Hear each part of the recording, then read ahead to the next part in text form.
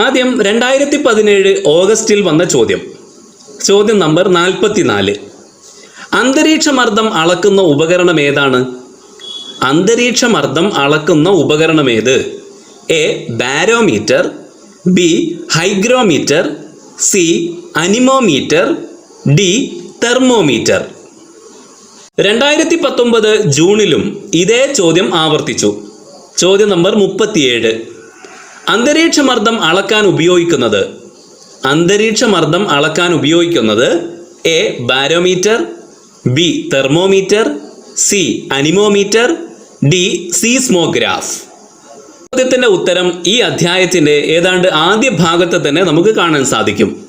അന്തരീക്ഷമർദ്ദത്തിലെ വ്യതിയാനങ്ങൾ എന്ന തലക്കെട്ടിന് താഴെ രസബാരോമീറ്റർ അഥവാ മെർക്കുറി ബാരോമീറ്റർ എന്ന ഉപകരണം ഉപയോഗിച്ചാണ് അന്തരീക്ഷമർദ്ദം അളക്കുന്നത്. മില്ലിബാർ, ഹെക്ടോ പാസ്കൽ എന്നീ ഏകകങ്ങളിലാണ് ഇത് രേഖപ്പെടുത്തുന്നത്.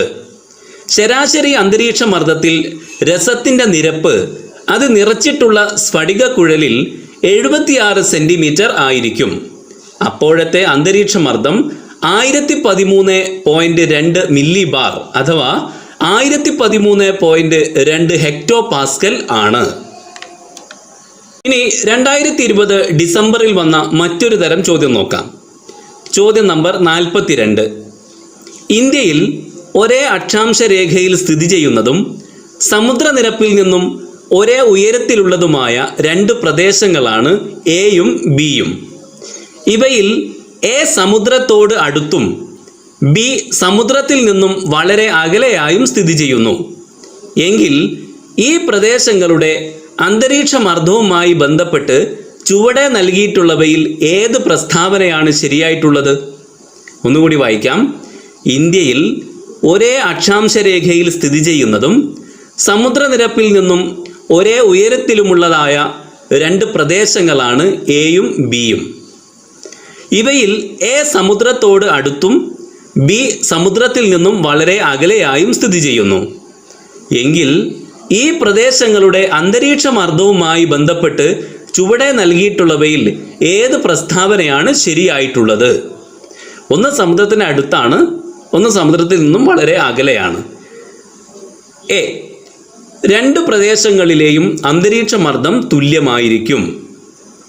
ബി പ്രദേശം എയിൽ താരതമ്യേന അന്തരീക്ഷമർദ്ദം കൂടുതലും പ്രദേശം ബിയിൽ കുറവുമായിരിക്കും.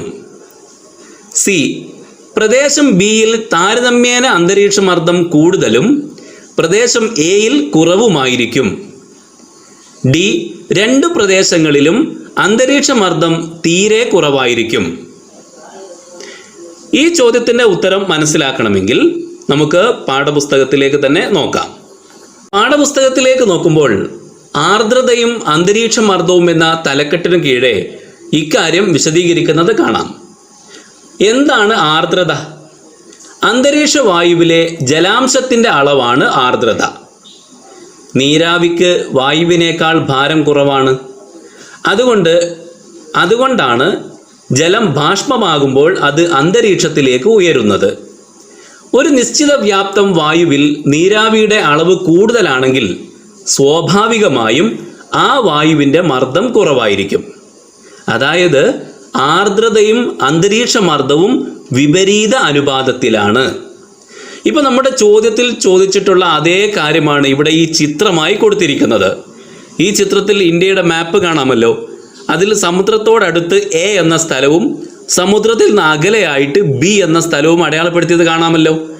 ഇവിടെ എവിടെയാണ് കൂടുതൽ അന്തരീക്ഷമർദ്ദം ഉണ്ടാവുക എന്നാണ് ചോദ്യം. നമ്മളെ ചോദ്യത്തിലുള്ളത് അതാണ്.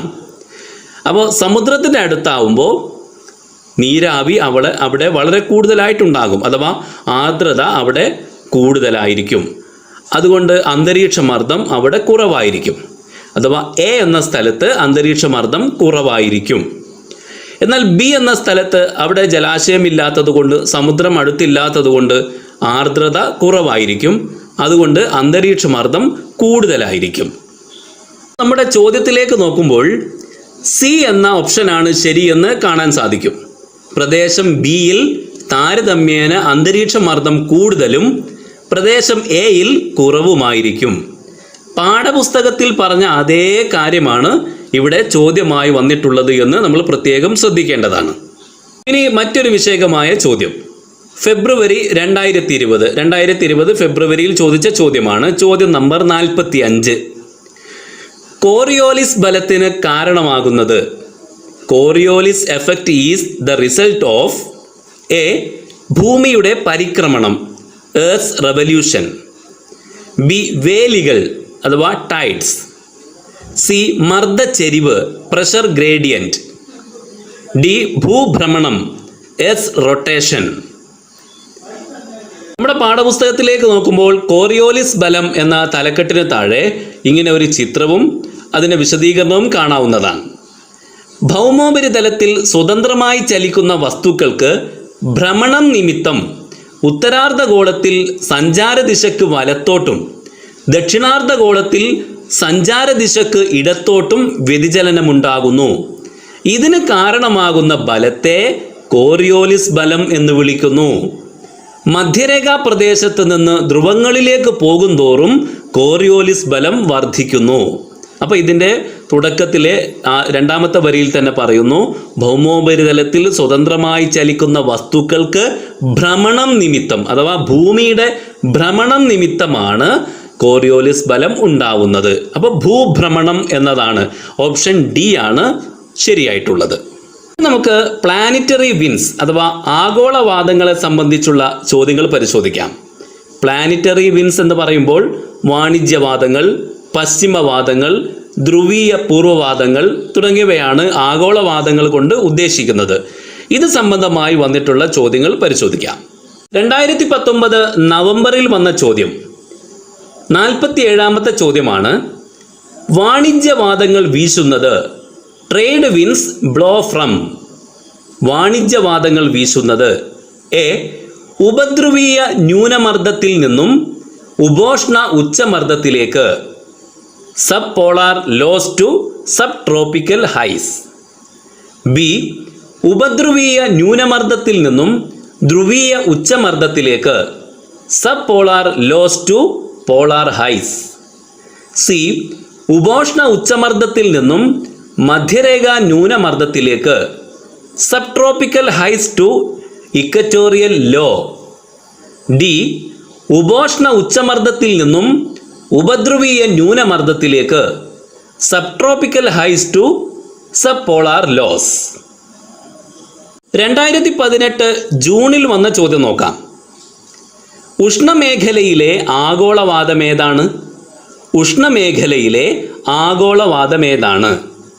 Identify the planetary winds in tropical region. A. വാണിജ്യവാദം, ട്രേഡ് വിൻഡ്. ബി. പശ്ചിമവാദം, വെസ്റ്റർലീസ്. സി. ധ്രുവീയ പൂർവ്വവാദം, പോളാർ ഈസ്റ്റർലീസ്. ഡി. ചക്രവാദം, സൈക്ലോൺസ്. ഈ രണ്ട് ചോദ്യങ്ങളും വാണിജ്യവാദങ്ങളെ അഥവാ ട്രേഡ് വിൻസിനെ കുറിച്ചാണ്. ഇവിടെ ഈ ചിത്രത്തിലേക്ക് നോക്കിയാൽ നമുക്ക് എളുപ്പം മനസ്സിലാക്കാം എവിടെ നിന്നാണ് വാണിജ്യവാദങ്ങൾ വീശുന്നത്. ഈ ചിത്രത്തിൽ കാണാം നമുക്ക് ഉപോഷ്ണ ഉച്ചമർദ്ദ മേഖല ഏതാണ്ട് ഇതിൻ്റെ മധ്യഭാഗത്ത് നമുക്ക് കാണാമല്ലോ.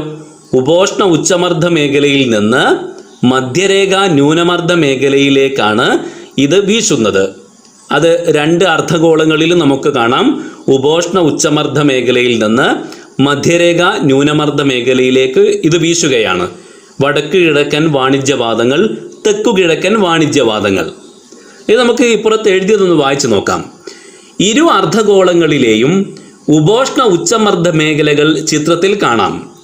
ഇവിടെ നിന്ന് മധ്യരേഖാ ന്യൂനമർദ്ദ മേഖലയിലേക്ക് നിരന്തരം കാറ്റ് വീശിക്കൊണ്ടിരിക്കുന്നു. ഇവ വാണിജ്യവാദങ്ങൾ എന്നാണ് അറിയപ്പെടുന്നത്. അപ്പോൾ വാണിജ്യവാദങ്ങൾ വീശുന്നത് ഉപോഷ്ണ ഉച്ചമർദ്ദ മേഖലയിൽ നിന്ന് മധ്യരേഖാ ന്യൂനമർദ്ദ മേഖലയിലേക്കാണ്. അപ്പോൾ ഈ പ്രദേശമാണ് ഉഷ്ണമേഖല എന്നറിയപ്പെടുന്നത്. അപ്പോൾ ഉഷ്ണമേഖലയിലെ ആഗോളവാദം ഏതാണ് എന്ന് ചോദിച്ചാൽ വാണിജ്യവാദമാണ് അഥവാ ട്രേഡ് വിൻസ് ആണ് എന്നതാണ് ഉത്തരം. 2020 ഫെബ്രുവരിയിലെ ചോദ്യം. ഇന്റർ ട്രോപ്പിക്കൽ കൺവർജൻസ് മേഖലയിൽ സംഗമിക്കുന്ന കാറ്റുകൾ ഏതെല്ലാമാണ്? ഇന്റർ ട്രോപ്പിക്കൽ കൺവർജൻസ് മേഖലയിൽ സംഗമിക്കുന്ന കാറ്റുകൾ. Intertropical convergence zone is the meeting zone of A. വാണിജ്യവാദങ്ങൾ ട്രേഡ് വിൻസ്, ബി. പശ്ചിമവാദങ്ങൾ വെസ്റ്റർലീസ്, സി. ധ്രുവീയവാദങ്ങൾ പോളാർ വിൻസ്, ഡി. ജെറ്റ് പ്രവാഹങ്ങൾ ജെറ്റ് സ്ട്രീംസ്. 2013 സെപ്റ്റംബറിലും ഇതേ ചോദ്യം തന്നെ ചോദിച്ചിരുന്നു. 53ാമത്തെ ചോദ്യം. ITCZൽ സന്ധിക്കുന്ന ആഗോളവാദങ്ങൾ. ITCZ എന്നാൽ ഇന്റർ ട്രോപ്പിക്കൽ കൺവർജൻസ് സോൺ എന്നതിൻ്റെ ചുരുക്കമാണ് ITCZ. ITCZൽ സന്ധിക്കുന്ന ആഗോളവാദങ്ങൾ ഏതെല്ലാമാണ്? എ. വടക്ക് കിഴക്ക് വാണിജ്യവാദങ്ങളും തെക്കു കിഴക്കൻ വാണിജ്യവാദങ്ങളും, north east trade winds and south east trade winds. B. വടക്ക് കിഴക്കൻ വാണിജ്യവാദങ്ങളും പശ്ചിമവാദങ്ങളും, north east trade winds and westerlies. C. പശ്ചിമവാദങ്ങളും ധ്രുവീയ പൂർവ്വവാദങ്ങളും, westerlies and polar easterlies. D. വടക്ക് കിഴക്ക് വാണിജ്യവാദങ്ങളും തെക്കു പടിഞ്ഞാറൻ പശ്ചിമവാദങ്ങളും, north east trade winds and south west westerlies. പുസ്തകത്തിലേക്ക് നോക്കുമ്പോൾ നമ്മളിപ്പോൾ വായിച്ച വാണിജ്യവാദങ്ങൾ അഥവാ ട്രേഡ് വിൻസ് എന്ന ആ പാരഗ്രാഫിൻ്റെ താഴ്ഭാഗത്ത് നമുക്ക് കാണാം, ഇരു അർദ്ധഗോളങ്ങളിൽ നിന്നും വീശുന്ന വാണിജ്യവാദങ്ങൾ സംഗമിക്കുന്ന മധ്യരേഖാ ന്യൂനമർദ്ദ മേഖല ഇന്റർ ട്രോപ്പിക്കൽ കൺവർജൻസ് സോൺ അഥവാ ITCZ അഥവാ അന്തർ ഉഷ്ണമേഖല സംക്രമണ മേഖല എന്നും അറിയപ്പെടുന്നു. ഇരു അർദ്ധഗോളങ്ങളിൽ നിന്നും വീശുന്ന വാണിജ്യവാദങ്ങൾ സംഗമിക്കുന്ന മധ്യരേഖാ ന്യൂനമർദ്ദ മേഖല Inter tropical convergence zone ITCZ അഥവാ അന്തർ ഉഷ്ണമേഖല സംക്രമണ മേഖല എന്നും അറിയപ്പെടുന്നു. 2018 ഒക്ടോബറിലെ ചോദ്യം. 33ാമത്തെ ചോദ്യമാണ്. പശ്ചിമവാദങ്ങൾ വീശുന്നത് എ. മധ്യരേഖാ ന്യൂനമർദ്ദ മേഖലയിൽ നിന്നും ഉപോഷ്ണ ഉച്ചമർദ്ദ മേഖലയിലേക്ക്, ബി. ഉപോഷ്ണ ഉച്ചമർദ്ദ മേഖലയിൽ നിന്നും മധ്യരേഖാ ന്യൂനമർദ്ദ മേഖലയിലേക്ക്, സി. ഉപധ്രുവീയ ന്യൂനമർദ്ദ മേഖലയിൽ നിന്ന് ഉപോഷ്ണ ഉച്ചമർദ്ദ മേഖലയിലേക്ക്, ഡി. ഉപോഷ്ണ ഉച്ചമർദ്ദ മേഖലയിൽ നിന്നും ഉപധ്രുവീയ ന്യൂനമർദ്ദ മേഖലയിലേക്ക്. നമ്മളെ പാഠപുസ്തകത്തിലേക്ക് നോക്കുമ്പോൾ നമ്മൾ നേരത്തെ തന്നെ നമ്മൾ കണ്ട ആ ചിത്രമുണ്ടല്ലോ, രണ്ട് അർദ്ധഗോളങ്ങളിലും കാറ്റുകൾ എങ്ങോട്ട് വീശുന്നു എന്ന ചിത്രം ഇവിടെ നമുക്ക് കാണാം. ഈ ചിത്രം നോക്കിയാൽ തന്നെ നമുക്ക് എളുപ്പം അത് മനസ്സിലാവും. ഉപോഷ്ണ ഉച്ചമർദ്ദ മേഖലയിൽ നിന്ന് ഉപധ്രുവീയ ന്യൂനമർദ്ദ മേഖലയിലേക്കാണ് രണ്ട് അർദ്ധഗോളങ്ങളിലും പശ്ചിമവാദങ്ങൾ വീശുന്നത്. ഉപോഷ്ണ ഉച്ചമർദ്ദ മേഖലയിൽ നിന്ന് ഉപധ്രുവീയ ന്യൂനമർദ്ദ മേഖലയിലേക്ക്. ഇരു അർദ്ധഗോളങ്ങളിലെയും ഉപോഷ്ണ ഉച്ചമർദ്ദ മേഖലകൾക്കും ധ്രുവീയ മർദ്ദ മേഖലകൾക്കും ഇടയിൽ സ്ഥിതി ചെയ്യുന്ന ഉപധ്രുവീയ ന്യൂനമർദ്ദ മേഖലകൾ കണ്ടില്ലേ? ഉപോഷ്ണ ഉച്ചമർദ്ദ മേഖലയിൽ നിന്ന് ഈ മേഖലകളിലേക്ക് നിരന്തരം കാറ്റ് വീശിക്കൊണ്ടിരിക്കുന്നു. ആ കാറ്റാണ് പശ്ചിമവാദങ്ങൾ അഥവാ വെസ്റ്റർലീസ്. എന്തുകൊണ്ടാണ് വെസ്റ്റർലീസ് എന്ന പേര് കിട്ടിയത് എന്നാണ് അടുത്ത വരിയിൽ പറയുന്നത്. അതുകൂടി നമുക്ക് ശ്രദ്ധിക്കാം.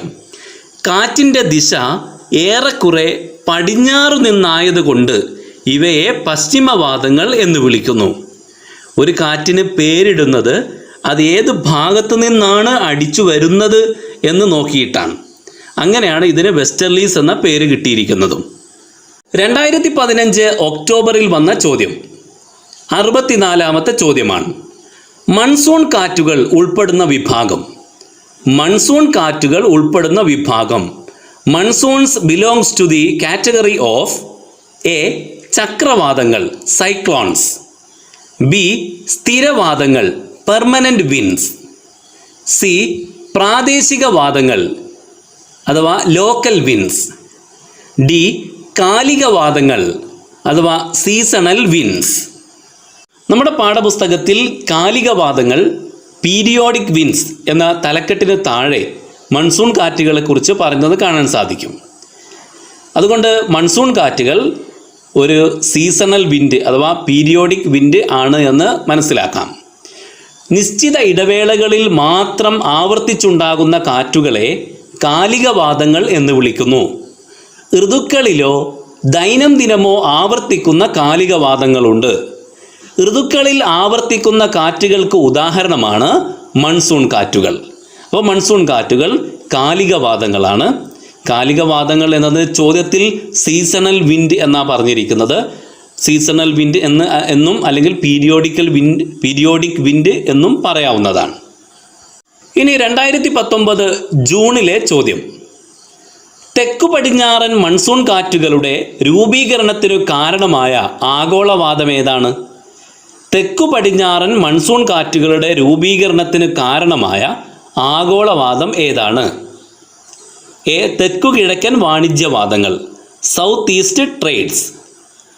ബി. വടക്കു കിഴക്കൻ വാണിജ്യവാദങ്ങൾ, നോർത്ത് ഈസ്റ്റ് ട്രേഡ്സ്. സി. ദക്ഷിണ പശ്ചിമവാദങ്ങൾ, സൗത്ത് വെസ്റ്റർലീസ്. ഡി. ഉത്തര പശ്ചിമവാദങ്ങൾ, നോർത്ത് വെസ്റ്റർലീസ്. നമ്മുടെ പാഠപുസ്തകത്തിൽ എങ്ങനെയാണ് തെക്കു പടിഞ്ഞാറൻ മൺസൂൺ കാറ്റുകൾ ഉണ്ടാകുന്നത് എന്ന് വിശദീകരിക്കുന്നുണ്ട്. ഉത്തരാർദ്ധഗോളത്തിലെ വേനൽക്കാലത്ത് മധ്യരേഖ ന്യൂനമർദ്ദ മേഖല അഥവാ ITCZ വടക്കോട്ട് നീങ്ങുമ്പോൾ തെക്കു കിഴക്കൻ വാണിജ്യവാദങ്ങളും മധ്യരേഖ കടന്ന് വടക്കോട്ട് നീങ്ങും. മധ്യരേഖ കടക്കുന്നതോടെ തെക്കു കിഴക്കൻ വാണിജ്യവാദങ്ങൾ കോറിയോലിസ് പ്രഭാവം മൂലം ദിശാവ്യതിയാനം സംഭവിച്ച് തെക്കു പടിഞ്ഞാറൻ മൺസൂൺ കാറ്റുകളായി രൂപാന്തരം പ്രാപിക്കുന്നു. അപ്പോൾ തെക്കു കിഴക്കൻ വാണിജ്യവാദങ്ങളാണ് തെക്കു പടിഞ്ഞാറൻ മൺസൂൺ കാറ്റുകളായി രൂപാന്തരം പ്രാപിക്കുന്നത്. അപ്പോൾ നമ്മുടെ ചോദ്യത്തിൻ്റെ ഉത്തരം തെക്കു കിഴക്കൻ വാണിജ്യവാദങ്ങൾ എന്നാണ്. മറ്റൊരു തരം ചോദ്യം 2017 ഡിസംബറിൽ വന്ന ചോദ്യമാണ്. ഇന്ത്യയിൽ വീശുന്ന പ്രാദേശിക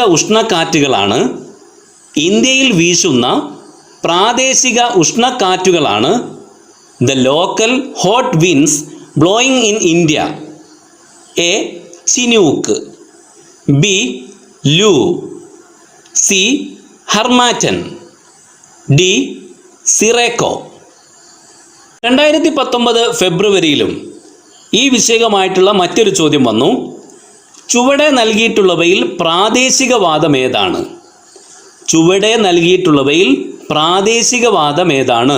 Which among the following is a local wind? A. വാണിജ്യവാദങ്ങൾ, ട്രേഡ് വിൻഡ്സ്. ബി. പശ്ചിമവാദങ്ങൾ അഥവാ വെസ്റ്റർലീസ്. സി. ധ്രുവീയവാദങ്ങൾ അഥവാ പോളാർ വിൻഡ്സ്. ഡി. ചിനൂക്ക്. രണ്ട് ചോദ്യങ്ങളും പ്രാദേശികവാദങ്ങളെ സംബന്ധിച്ചാണ് അഥവാ ലോക്കൽ വിൻഡ്സ്. എന്താണ് പ്രാദേശികവാദങ്ങൾ എന്ന് മനസ്സിലാക്കിയാൽ എളുപ്പത്തിൽ ഇതിന് ഉത്തരം എഴുതാൻ സാധിക്കും. മറ്റു കാറ്റുകളെ അപേക്ഷിച്ച് താരതമ്യേന ചെറിയ പ്രദേശത്ത് മാത്രമായി അനുഭവപ്പെടുന്ന കാറ്റുകളാണ് പ്രാദേശികവാദങ്ങൾ എന്നറിയപ്പെടുന്നത്. ഒരു ചെറിയ പ്രദേശത്ത് മാത്രമാണ് പ്രാദേശികവാദങ്ങൾ അനുഭവപ്പെടുക. പ്രാദേശികമായ മർദ്ദവ്യത്യാസങ്ങൾ മൂലം രൂപം കൊള്ളുന്ന ഇത്തരം കാറ്റുകൾക്ക് ശക്തിയും കുറവായിരിക്കും. ലോകത്തിൻ്റെ പല ഭാഗങ്ങളിലും ഇത്തരം പ്രാദേശികവാദങ്ങളുണ്ട്. ലൂ, മാംഗോ ഷവർ, കാൽ ബൈശാഖി എന്നിവ ഇന്ത്യയിൽ അനുഭവപ്പെടുന്ന പ്രാദേശികവാദങ്ങളാണ്. അപ്പം നമ്മുടെ ഈ രണ്ട് ചോദ്യങ്ങളിൽ ഒന്നാമത്തെ ചോദ്യത്തിൻ്റെ ഉത്തരം ആ വരിയിലുണ്ട്. ലൂ, മാംഗോ ഷവർ, കാൽ ബൈശാഖി എന്നിവ ഇന്ത്യയിൽ അനുഭവപ്പെടുന്ന പ്രാദേശികവാദങ്ങളാണ്. അപ്പോൾ നമ്മുടെ ചോദ്യത്തിൽ ലൂ എന്നുണ്ട്, ബി എന്ന ഓപ്ഷനിൽ ലൂ എന്നാണുള്ളത്. അപ്പോൾ ലൂ ഒരു പ്രാദേശികവാദമാണ്, ഇന്ത്യയിൽ അനുഭവപ്പെടുന്ന പ്രാദേശികവാദമാണ്. ചിനൂക്ക്, ഹർമാറ്റൻ, ഫൻ തുടങ്ങിയവ ലോകത്തിൻ്റെ മറ്റു ഭാഗങ്ങളിൽ അനുഭവപ്പെടുന്നവയാണ്. അപ്പോൾ രണ്ടാമത്തെ ചോദ്യത്തിൻ്റെ ഉത്തരം ഒരു പ്രാദേശികവാദം ഏത് എന്നാണ് രണ്ടാമത്തെ ചോദ്യം. അതിൽ ചിനൂക്ക് എന്ന് ഡി എന്ന ഓപ്ഷനിൽ കാണാം. അപ്പോൾ ആ ഉത്തരം ഇവിടെ കാണാം, ചിനൂക്ക് എന്നത് ലോകത്തിൻ്റെ മറ്റു ഭാഗങ്ങളിൽ അനുഭവപ്പെടുന്ന പ്രാദേശികവാദങ്ങളിൽ പെട്ടതാണ് എന്ന് നമുക്ക് കാണാം. അപ്പോൾ രണ്ടാമത്തെ ചോദ്യത്തിൻ്റെ ഉത്തരം ചിനൂക്ക് എന്നാണ്.